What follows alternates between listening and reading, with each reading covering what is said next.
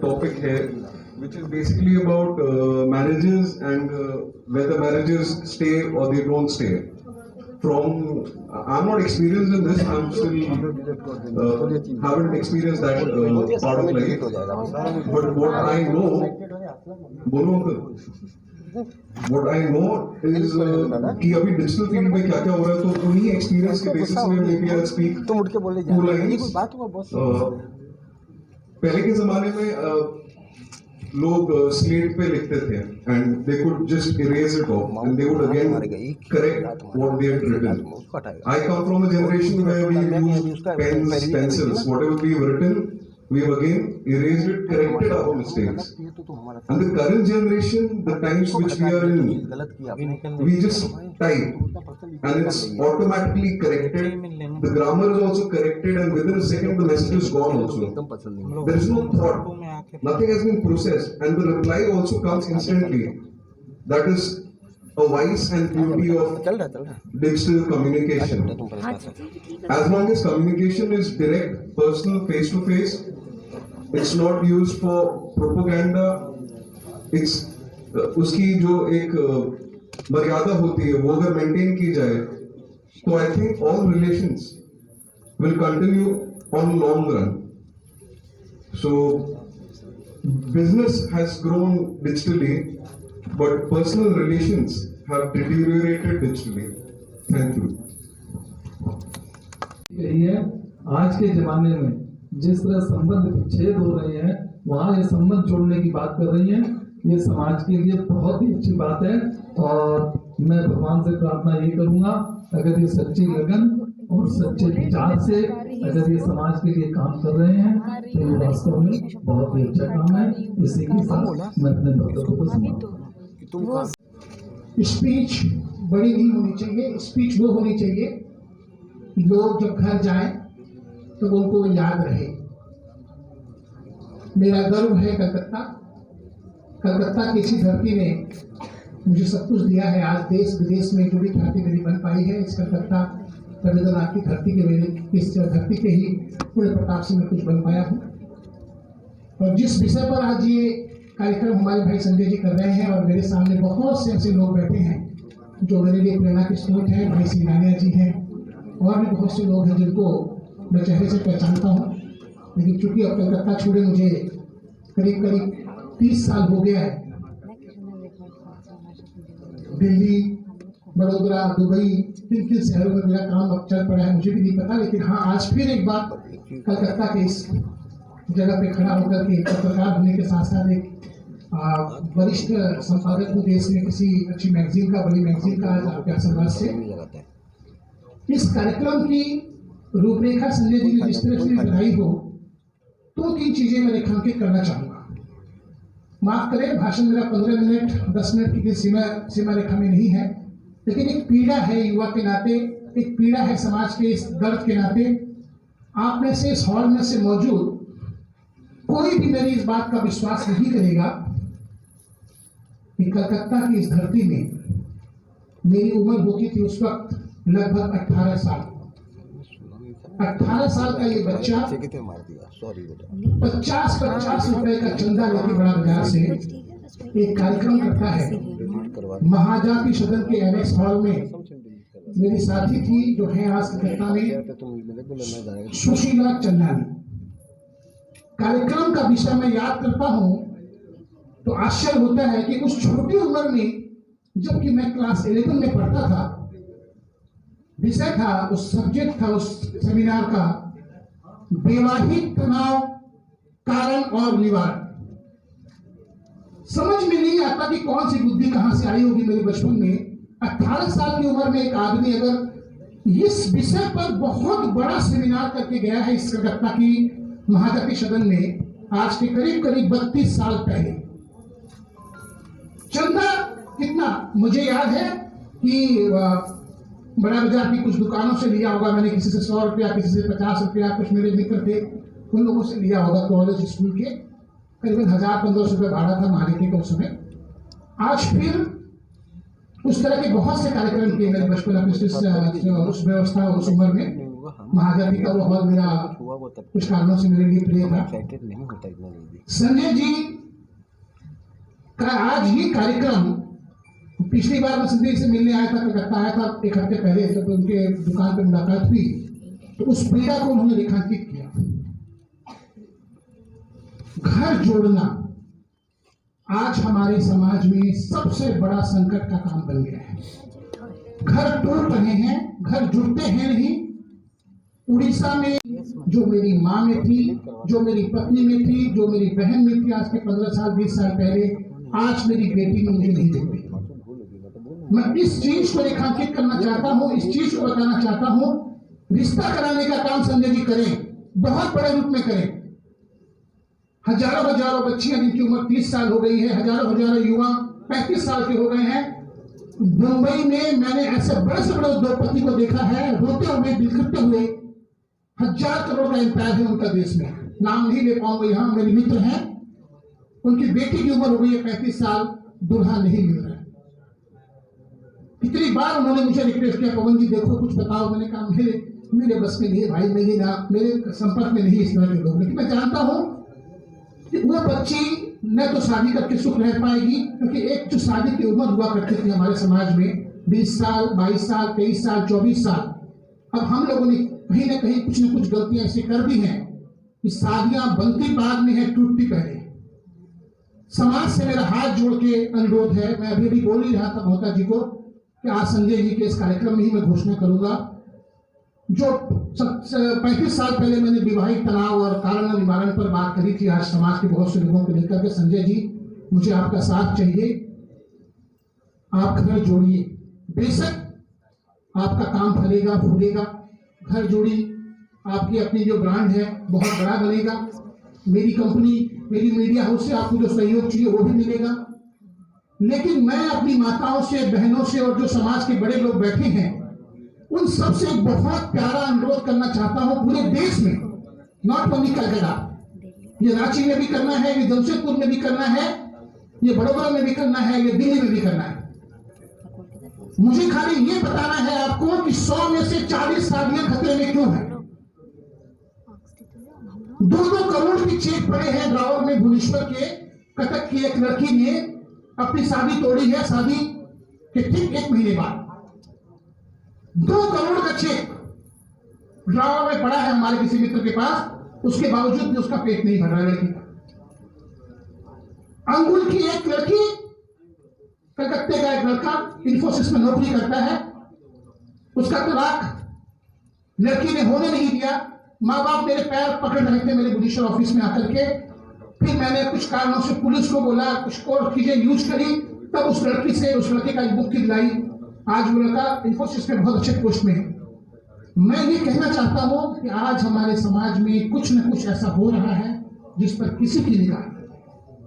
हाथ जोड़ के प्रार्थना है, हम भागवत गीता करते हैं, हम बड़े बड़े आयोजन करते हैं, हम बड़े बड़े पार्टियां करते हैं। मेरी खुद की भी इवेंट कंपनी, मैं भी बहुत इवेंट करता हूँ देश विदेश में आजकल, लेकिन मुझे उससे संतोष नहीं मिलता, मुझे उससे सुख नहीं मिलता। सुख मुझे तब मिलेगा जो घर बसते हैं, वो घर नहीं करते। जो घर बसते हैं उस घर के अंदर तनाव होता है, तनाव के बाद जो बच्चे होते हैं, चीजें बदली है। इस बदलाव को हम कब स्वीकार करेंगे, कब खुलेआम हम इस बात को रखेंगे, अपने समाज की बात को, अपने अंदर की बात को, कि रिश्ते क्यों टूटते हैं। आज संजय जी आप रिश्ते बनाइए, 100 रिश्ते बनाइए, 100 में से 100 रिश्ते चले, ये गारंटी लीजिए। उन रिश्तों की हमारी एक वर्कशॉप होनी चाहिए, एक ट्रेनिंग होनी चाहिए कि जो बच्चे शादी में जा रहे हैं, जो लड़कियां दुल्हन बनके किसी परिवार में जा रही है, उसको क्या चीजें ऐसी हैं जो उसके माँ बाप उसको नहीं बता पा रहे हैं, जो उसके समाज की चीजें उसके समझ में नहीं आ रही है। वो जाते ही सोचती है मेरी सास से कब अलग हो जाऊं, कब मैं अपना घर बसा लूं। मेरा बार बार ये कहना है, आज इस आयोजन को, इस मौके को मैं फायदा उठाते हुए आपसे आग्रह करता हूं कि कलकत्ता की इस भूमि पर एक आयोजन ऐसा भी करें हम सब मिलकर के। स्पॉन्सर करने के लिए मैं तैयार बैठा हूं, किसी से पैसे की मुझे जरूरत नहीं है। आज भगवान का आशीर्वाद है मेरे ऊपर। कार्यक्रम करना है, समाज की माताओं से, बहनों से मेरा आग्रह है कि आप बड़ा हॉल बुक करें, 500 लोग हों, 200 लोग हों, समाज के ठोस लोग हों। संजय जी हमारे उसके कन्वीनर बने, बड़ी बात यह है कि जो शादी बने वो टूटे नहीं। जो शादी संजय जी कराएं, मुझे एक दिन से वादा चाहिए, शादियां 100 करा देंगे संजय जी, लेकिन हर एक शादी चलनी चाहिए। मेरा हाथ जोड़ के प्रार्थना है आप सभी से, अगर आपको लगे कि मैं सही कह रहा हूं, दिल की बात कह रहा हूं, ठीक है ना, मैं अच्छा वक्ता हूं, मुझे मालूम है, मेरे को सुनने की 2-2 हजार की भीड़ भी आती है। आज विवेक बिंद्रा जैसे लोग, सोनू शर्मा जैसे लोग मेरे खास दोस्तों की लिस्ट में हैं, जो देश के बहुत 2 करोड़ 3 करोड़ 4 करोड़ की मोटिवेशनल स्पीकर का काम करते हैं। लेकिन अगर मेरे इस दर्द से क्या किसी को सहमति है, किसी मेरे उम्मीद है, फंड आप सबके पास है, आज भगवान दया से मेरे पास भी आ गया, लेकिन मुझे ये बताया कि समाज की इस पीड़ा को आप महसूस करते हैं, और अगर करते हैं तो आपका ये दायित्व बनता है कि इसके लिए कोई ठोस चीज करें, कम से कम विचार तो करें। जो बच्चे आज शादी की उम्र में शादी होके जाते हैं, 4 करोड़ की शादी हम करते हैं, उस 4 करोड़ की शादी को हम टूटते हुए देखते हैं, तो कितना बुरा लगता है। लड़कियों को, मैं अपनी खुद की भी मेरी बेटी है, खुद की भी मेरी बहन रही है, 2 सालियां रही है मेरी अपनी, सबके सब आज ठीक है क्योंकि हमने उनको संस्कार वैसे दिए हैं। पर आज के बच्चे, आज के युवा, आज की युवतियां शादी के मायने क्या समझती हैं? आपने से बताया, कोई माँ बहन यहाँ बैठी है, बताएं ये चीजें कहाँ बिगड़ गई हैं, क्यों बिगड़ गई हैं? संजय जी, आपके जुग जुग तक लोग आपको याद करेंगे। मैट्रिमोनियल सर्विस तो देश में 100-200 है, लेकिन जो रेखा मैं आपके सामने रख के जा रहा हूँ, इसका करते गया, अचानक मेरा कलकत्ता आने का कोई कारण नहीं था, लेकिन मैं आज सिर्फ इसी बात को रखने आया हूँ दिल्ली से। सारे काम छोड़ के मैंने लगा कि मुझे 10 लोग भी सुन लेंगे तो मैं रात को शांति से सो पाऊंगा। आज हाथ जोड़ के प्रार्थना है, शादियां टूटती नहीं चाहिए। शादी टूटती है, इसके कारण और निवारण के बारे में थोड़ी सी बात हो जाए तो मुझे बहुत सुख मिलेगा, और जो भी सहयोग मुझसे बन पड़े मैं हमेशा करने के लिए फिर तैयार हूँ। बुजुर्गों से मेरा अनुरोध है, बहुत सी संस्थाएं आपके पास है, मारवाड़ी सम्मेलन है, मारवाड़ी युवा मंच है, और भी कई संगठन है, कोई मीडिया कंपनीज भी हमारे पास है। हमारे संजय जी को भी मैं जिम्मा देता हूँ। संजय जी, अगर आपने मेरी इस बात को 10% भी पकड़ लिया कि भाई शादियां कराएंगे हम जरूर, लेकिन शादियां टूटने का कारण ढूंढेंगे। जो बच्चे अनाथ की तरह छोटे छोटे बच्चे हो जाते हैं, मान लीजिए शादी हो गई, 5 साल की बाद तलाक हो जाता है, 5 साल की बेटी है, उसका बताएं क्या हाल होता है? बताएं आप में से कोई किसी ने देखा हो, भुगता हो, जाना हो? तो कलकत्ता शहर से मेरी गुजारिश है, मेरी इच्छा है, मेरी इल्तिजा है, काम में जुड़ी हुई है। मैं 10 साल से जुड़ी हुई हूँ, ये 4 साल से जुड़ी हुई है। तो आज मैं तो यही बात बोलूंगी, इसका मेन कुछ नहीं है, मोबाइल और पेरेंट्स। जैसे ही अपने टेलीफोन गया, काला वाला डब्बा वाला टेलीफोन गया और ये घर टूटना शुरू हुआ। सरकार ने किसी को कुछ पता नहीं है कि उनके घर में क्या हो रहा है, लेकिन पीहर में ठीक पता है कि लड़की के मम्मी पापा को ठीक पता है कि उनके घर में क्या हो रहा है। ये सबसे बड़ा मेन रीजन है।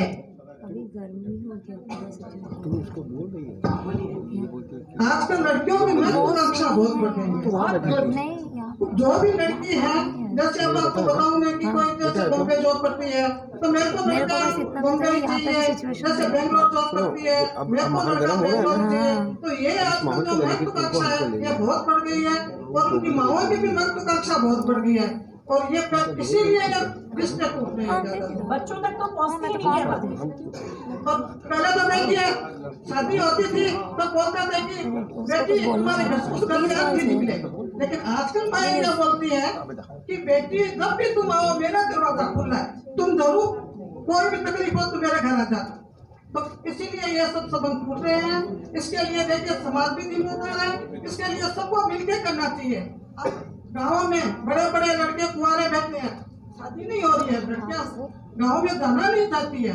जिसके 2 बच्चे हैं उसको बोलती है कि हमको तो जॉइंट फैमिली नहीं चाहिए, हमको तो एक लड़के वाला ही चाहिए। आज हम लोगों ने, मेरी ये 2-4 लाख लेडीज की एक टीम है, हम लोगों ने कम से कम 8 से 9 हजार संबंध कराए हैं, और 99% हमारे संबंध अच्छे हुए हैं, ये मैं गारंटी से बोलती हूँ आपको। एकदम 100%।